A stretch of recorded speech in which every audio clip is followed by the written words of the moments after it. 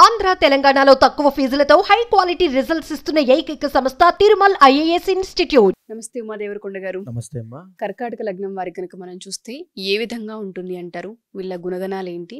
ప్రత్యేకించి కర్కాటక లగ్నం వారికి ఏ ఏ విషయాలలో బాగా కలిసి వస్తుంది అంటారు? ఎందుకంటే ఇప్పటి వరకు మనం రాసుల గురించి మాట్లాడడం, నక్షత్రాల గురించి మాట్లాడడం, మీ దగ్గర జాతకం చెప్పించుకున్న వాళ్ళు కావచ్చు, పూజలు చేయించుకున్న వాళ్ళు కావచ్చు, పాజిటివ్ ఎనర్జీ అనేది ఒకటి కనిపించింది, అప్పుల బాధ ఏదైతే ఉందో వాటి నుంచి కొంచెం మేము బయటపడడానికి దారి దొరికింది అని చెప్పిన వాళ్ళు చాలామంది ఉన్నారు.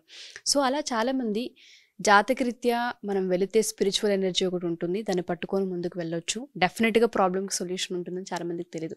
మన ఈ ఎపిసోడ్స్ వాళ్ళ దాకా రీచ్ అవుతున్నాయి కాబట్టి ఎవరైతే ఈ లగ్నాల వాళ్ళు ఉంటుంటారో, ఎస్పెషల్లీ కర్కాటక లగ్నం వారికి ఏ విధంగా ఉండబోయే అవకాశం ఉంటుంది అంటారు?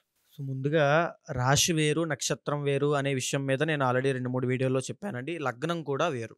ఈ లగ్నం అనేటువంటిది పుట్టినటువంటి సమయం ఆధారంగా, సూర్య ప్రమాణం ఆధారంగా నిర్ణయించబడుతుంది. సో ఒక్కొక్క లగ్నం ఆధారంగా వాళ్ళ యొక్క జాతకం ఎలా ఉంటుందని మనం అంచనా వేయొచ్చు, బ్లూ ప్రింట్ తీయచ్చు. సో దాన్ని బట్టి మనకు తెలిసిపోతుంది. సో వాళ్ళ జీవితం ఎలా ఉండబోతోంది, వాళ్ళ జీవితంలో ఎన్ని రాబోతున్నాయి అనేటువంటిది అన్నీ కూడా జాతకంలో లగ్నం ఆధారంగానే జరుగుతుంది. సో ఇక్కడ కర్కాటక లగ్నం మనం తీసుకుంటే, కర్కాటక లగ్నానికి అధిపతి చంద్రుడు అవుతాడండి.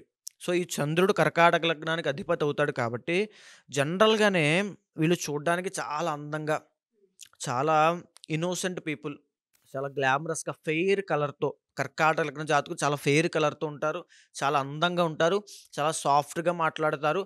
మదర్ సైడ్ పీపుల్ అంటారు కదా, తల్లిదండ్రుల చాటు బిడ్డ అంటే ఇంకా ఫ్యామిలీకి విపరీతమైన ఇంపార్టెన్స్ ఇస్తారు. అటాచ్మెంట్ చాలా ఎక్కువ ఉంటుంది, ఎమోషన్స్ చాలా ఎక్కువ ఉంటాయి వీళ్ళకి. వాళ్ళ ఫేస్లో కూడా అంటే చాలా అమాయకంగా, చాలా అందంగా, ఇంకా ట్రాన్స్పరెంట్ పీపుల్ అని చెప్పచ్చు. మా బయట లోపల ఇంకేం ఉండదు, అంతా ఒకటే. సో ఆ రకమైనటువంటి పీపుల్ పర్సనాలిటీ ఈ కర్కాటక లగ్న జాతకులు.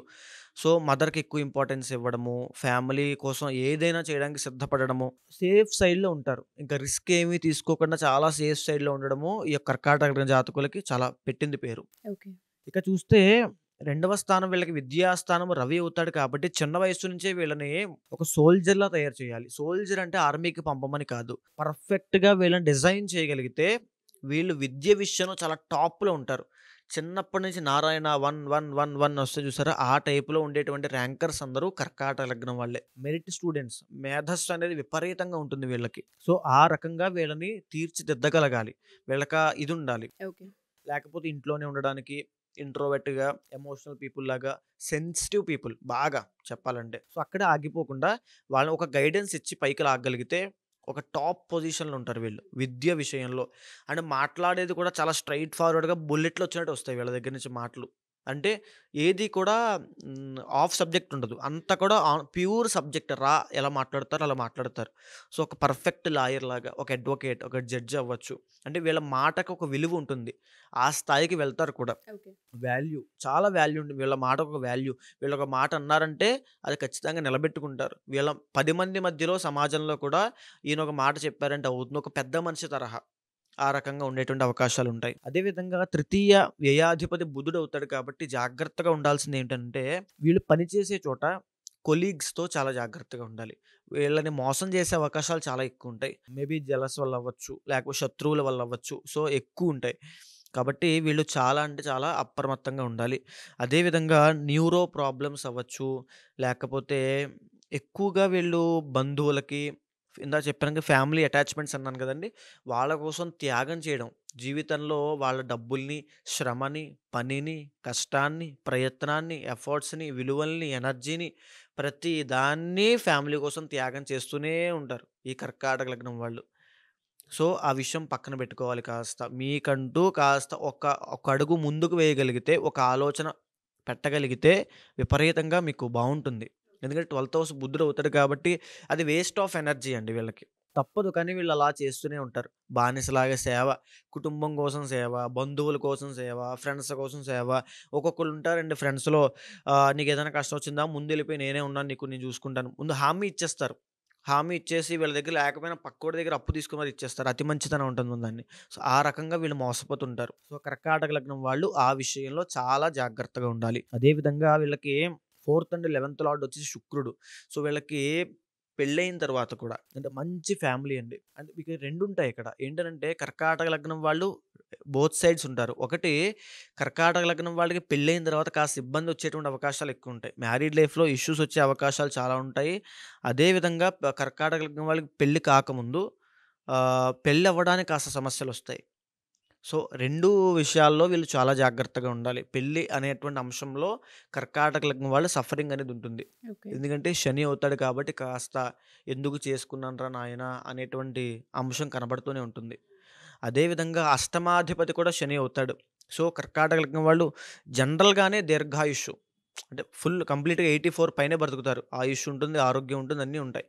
సో, ఇక్కడ జాగ్రత్త పడాల్సిన అంశం ఏమిటంటే, సో, ఇక్కడ 4థ్ అండ్ 11థ్ లార్డ్ శుక్రుడు అవుతాడు కాబట్టి మంచి లగ్జూరియస్ లైఫ్ అవ్వచ్చు. తర్వాత మంచి హౌస్ కట్టడం అవ్వచ్చు. అంటే కన్‌స్ట్రక్షన్ ఫీల్డ్‌లో మంచి రాణింపు ఉండడం అవ్వచ్చు. జాబ్ కాకుండా బయటకొస్తే. అదేవిధంగా వీళ్ళకు ఉండేటువంటి పరిచయాల వల్ల 11థ్ లార్డ్ శుక్రుడు అవుతాడు కాబట్టి జీవితంలో వీళ్ళని ఒక ఆడవాళ్ళు, మగవాళ్ళైతే ఆడవాళ్ళు, ఆడవాళ్ళైతే అత్తగారు. పెళ్ళైన తర్వాత అత్తగారు వీళ్ళని పైకి లాగడము. అంటే ఏదో మాట సాయం చేయడం. వీళ్ళకి సహాయం పొందినట్టు కూడా వీళ్ళకి తెలీదు. ఆ రకంగా వెనకాల బ్యాక్‌గ్రౌండ్‌లో సహాయం పొందుతారు వీళ్ళు. ఎందుకంటే శుక్రుడు మంచి లాభకారుడు అవుతున్నాడు కాబట్టి. సో, ఆడవాళ్ళ విషయంలో కాస్త జాగ్రత్త తీసుకొని వాళ్ళకి మీరు ఎక్కువ విలువ ఇవ్వగలిగితే మీ మీ సర్కిల్‌లో ఉండేటువంటి ఆడవాళ్ళ వల్ల మీరు చాలా లాభపడతారు. అదేవిధంగా మీకు 6థ్ అండ్ 9థ్ లార్డ్ గురుడు అవుతాడు కాబట్టి ఎవరైనా సరే కర్కాటక లగ్నం వాళ్ళు కాస్త లావుగా ఉన్నవాళ్ళుంటారు. సో, వాళ్ళు ఒబేసిటీ వల్ల చాలా జాగ్రత్తగా ఉండాలి. కొలెస్ట్రాల్ ప్రాబ్లమ్స్ వల్ల చాలా జాగ్రత్తగా ఉండాలి. అండ్ హార్ట్ ప్రాబ్లమ్ అండి. ఈ 3 విషయాల్లో కర్కాటక లగ్నం వాళ్ళకి చాలా ఎఫెక్ట్ అవుతారు. అదే విధంగా డయాబెటిస్. ఎందుకంటే గురుడు అవుతాడు. మళ్ళీ అక్కడ ఈ శుక్రుడు వస్తున్నాడు కాబట్టి ఖచ్చితంగా డయాబెటిస్ అనేటువంటిది ఎఫెక్ట్ అయ్యే అవకాశం ఉంటుంది. సో, ఈ రోజుల్లో డయాబెటిస్ అనేది కామన్ కానీ చెప్పాల్సిన ధర్మం ఉంది కాబట్టి చెప్తున్నాను. అదే విధంగా సప్తమ, అష్టమాధిపతి శని. సో, మ్యారీడ్ లైఫ్‌లో ఇష్యూస్‌ని కనుక దాటాలి అనుకుంటే వీళ్ళ జాతకంలో ఇండివిడ్యువల్ జాతకంలో శని బాగున్నాడనుకోండి. ఏ మంచి ప్లేస్‌మెంట్‌లో ఉన్నాడనుకోండి శని. ఉదాహరణకి ఏ లగ్నంలో ఉన్నాడనుకోండి కాస్త పర్వాలేదు. ఆడవాళ్ళకైతే ఇబ్బందే. కానీ మగవాళ్ళకి కాస్త ఉపశమనం ఉంటుంది. కానీ ఆడవాళ్ళకైతే మేజర్‌గా కర్కాటక లగ్నం పుట్టిన ఆడవాళ్ళకి సప్తమ స్థానంలో శని ఉంటే ఖచ్చితంగా ఇబ్బందులుంటాయి. సో, డైవర్స్ అవ్వచ్చు, విడిపోవడం అవ్వచ్చు, గొడవలు ఆడుకోవడం, విభేదాలు, ఆర్టిఫిషియల్ రిలేషన్‌షిప్ ఏముండదు అక్కడ లోపల. సో, ఆ రకంగా ఇబ్బందులుంటాయి. అదేవిధంగా సంతానపరంగా వీళ్ళకి అత్యున్నతమైనటువంటి రాజయోగం సంతానం వల్ల కలుగుతుందండి. పంచమ, దశమాధిపతి కాబట్టి సంతానం కర్కాటక లగ్న స్త్రీలకి ఎస్పెషల్‌గా అబ్బాయి పుట్టాడనుకోండి, ఆ అబ్బాయి వల్ల విపరీతమైన రాజయోగం కలుగుతుంది. ఆ అబ్బాయి చిన్న వయసు నుంచే ఒక గొప్ప పేరు ప్రఖ్యాతులు సంపాదిస్తాడు. అమ్మాయిలకే కాదు అబ్బాయికి కూడా.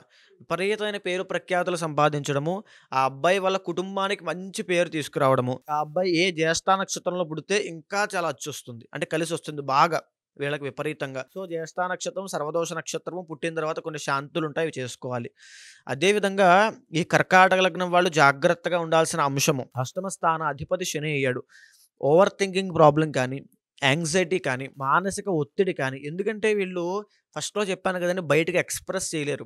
అంటే ఎమోషన్స్ ఎక్కువుంటాయి. ఇంట్రోవర్ట్ మైండెడ్ తర్వాత ఎమోషనల్, సెన్సిటివ్ పీపుల్ బయటికి ఎక్స్‌ప్రెస్ చేయలేకపోవడం వల్ల లోపల లోపల చాలా దుఃఖం అనేది ఉంటుంది. లోపల చాలా ఇబ్బంది పడతారు.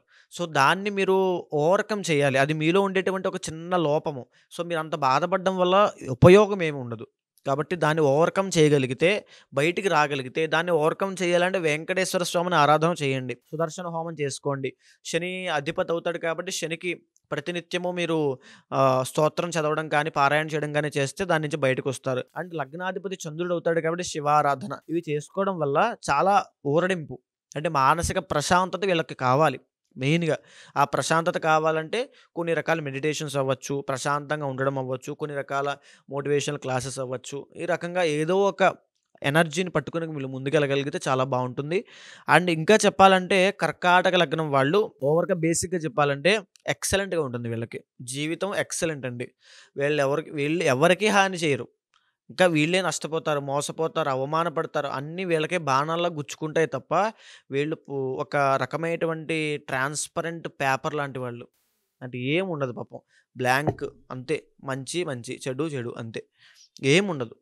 సో, ఆ రకంగా ఉన్నటువంటి వీళ్ళ జీవితం ఎక్సలెంట్‌గా ఉండాలి అనుకుంటే కొన్ని రకాల పరిహారములు అంటే ఎలా అంటే జాతకం చూసాక తెలుస్తుంది. సో, మనం బేసిక్‌గా చెప్పినా సరే అది అంత పని చేయకపోవచ్చు.